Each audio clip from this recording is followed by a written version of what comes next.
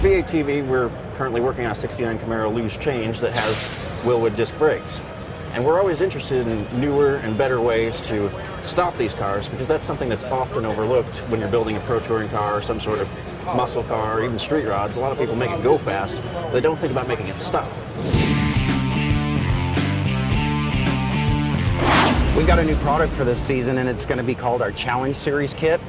What we've done is we've gone to a one-piece hat rotor assembly instead of a two-piece, so it's a cost reduction that's going to be able to get us into a lot different markets, but it's still a really good series of brake system that you can use on, say, your muscle car or your street rod, and especially use it for a lot of the events that I know you guys build cars for, which is going to be like autocrossing, going to good guys events, and then this is also a really good kit that's going to be used on a car just for a daily driver. What we've done is looked at what our customers were asking for, and that is a reasonable priced 13-inch kit that'll fit a 17 or larger wheel. And doing a two-piece, you've got a lot more parts that we manufacture, so of course the cost has to come up. So we looked at doing a one-piece hat rotor, and the aesthetic, especially after it's bedded in, this is what it would look like after it's on the car, run on it. It looks like a two-piece hat rotor. So it's given that benefit to the customer that they were asking for, but it's a really good performing system. So this is something new for us this year. We're really excited about it. We're going to have it on a couple cars that are going to Optima this year. Really looking forward to seeing how it performs. Everything so far has worked out well, and I think you guys are using this on one of the projects in your garage. Yeah, we're using a very similar system. One of the things that I've always had trouble with when you go to order brakes for a pro touring car is that these cars aren't really like a 69 Camaro anymore. The one we're working on has got Corvette spindles on it. Yep. So what's your guys' approach for cataloging this stuff for something out of the ordinary? Well, what we do, like if you were to call into our tech line or if you visit us here at Sema, we go through a couple questions first. We first ask, what is the year and make of the car? But we don't typically assume that it's going to be the factory spindle. We'll go into questions like, what size wheel? Once we ask what size wheel, that narrows it down to a diameter brake that's going to fit that wheel, so we can talk to the customer specific about that size brake. And then from there, we'll ask them what suspension they're utilizing.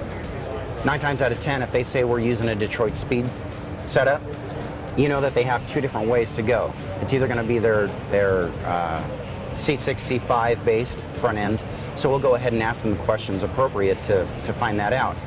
But we're finding a lot of guys are building first and second gen Camaros right now, and they're just doing the upper and lower control arms with a drop spindle. Right. In that case, we know which direction to go with.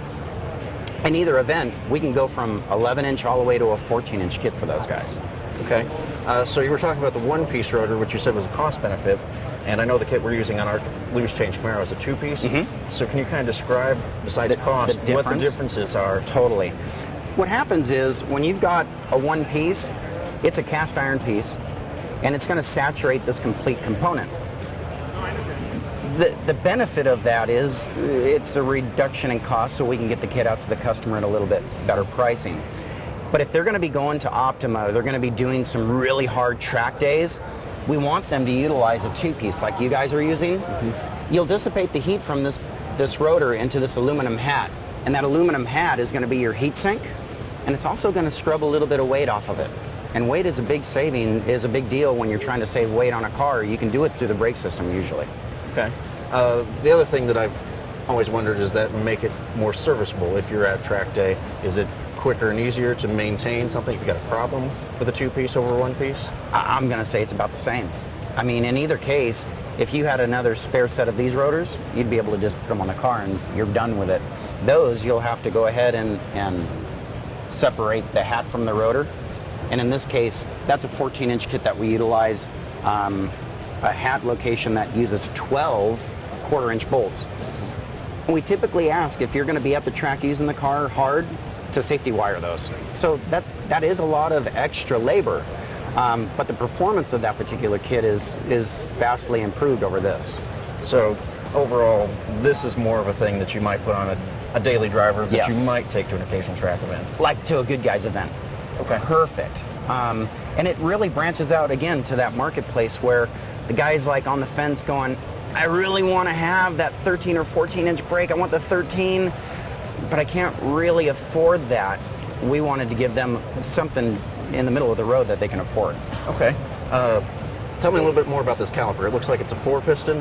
Is there more to this? Are there more options here? Well, this caliper is actually a 6-piston, and it's one of our newer pieces. It's going to be our internal forged, narrow, super light radial mount.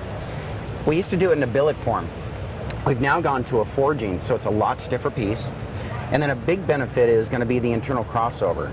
The internal crossover, because there's less deflection in this longer piece, we're able to go with the internal crossover, which again helps with pricing, so we're able to get it to the customer at a little bit better price, but it makes it such a better piece because it's forged.